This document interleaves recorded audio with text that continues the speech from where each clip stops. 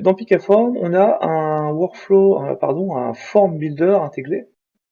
Donc pour y accéder au form builder, on va cliquer sur le menu Action et on va cliquer sur Modifier les champs du formulaire. Et là, on arrive dans le form builder qu'on appelle parfois aussi form designer.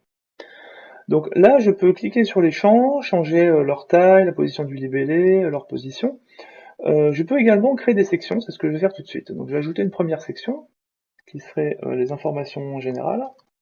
Alors là, on a le formulaire en anglais, je vais le faire en anglais, General Info. Alors là, il me dit que c'est la première section du formulaire, donc il va la créer tout en haut, ok. Je vais créer une deuxième section un peu plus bas à partir de ce champ-là. Et là, ce sera la section de suivi, follow-up. Bon, là encore, je peux choisir les icônes, il y a 1000 icônes, hein, donc je passe pas de temps là-dessus. Voilà, donc là j'ai mes deux sections. Alors l'intérêt des sections, il est double. Déjà, ça permet de clarifier la présentation quand on a beaucoup de champs dans un formulaire. Et puis ça permet également de sécuriser les sections de manière indépendante, parce que dans certains cas, on peut avoir envie que certaines personnes ou services voient une partie du formulaire et ne voient pas d'autres parties du formulaire. Voient ou modifient d'ailleurs, hein, puisqu'on peut sécuriser en lecture et en écriture.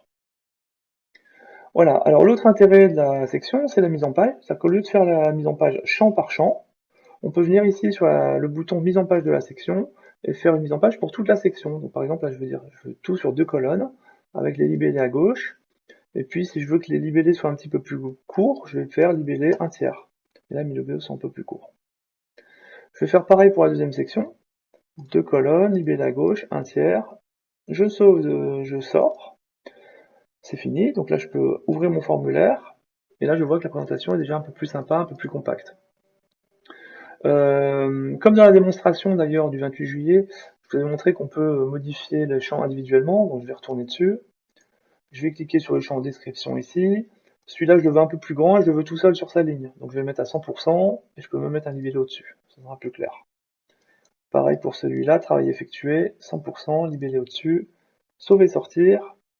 Et là, j'ai un formulaire qui est un peu plus clair. Alors ça, c'est la première façon de modifier son formulaire. La deuxième façon, c'est de cliquer directement sur le champ qu'on veut modifier. Par exemple, ce champ-là, je voudrais qu'il y ait plus de lignes dedans. Je vais cliquer dessus, je vais faire modifier le champ description, et je vais dire je veux 10 lignes. Je sauve, et là, c'est pris en compte instantanément.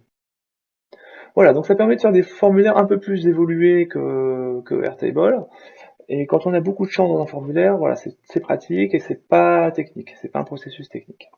Et surtout, on travaille toujours dans le contexte. C'est-à-dire qu'on peut toujours venir ici, modifier les champs en live, les changer de place, changer leur taille, et puis revenir travailler. Donc c'est quelque chose qui est vraiment dans le flux de travail. Alors l'autre chose qui est vraiment particulière à Picaform, c'est que sur ce formulaire, on peut venir accrocher des fonctionnalités à la carte. Par défaut, là c'est un formulaire, on va dire nu, c'est-à-dire qu'on peut juste saisir des informations dedans, mais en cliquant ici et en allant sur fonctionnalités du formulaire, je vais pouvoir choisir les fonctionnalités qui m'intéressent. Par exemple, si je veux pouvoir discuter du contenu de l'incident et de sa résolution avec mes collaborateurs, je pourrais activer la section commentaires. Et là, du coup, je vois que j'ai un onglet supplémentaire qui est apparu, qui est l'onglet commentaires, et dans lequel je peux laisser mes commentaires. Donc là, je suis tout seul dans la démonstration, donc c'est pas très utile, mais quand on est plusieurs, ça prend tout de suite du sens.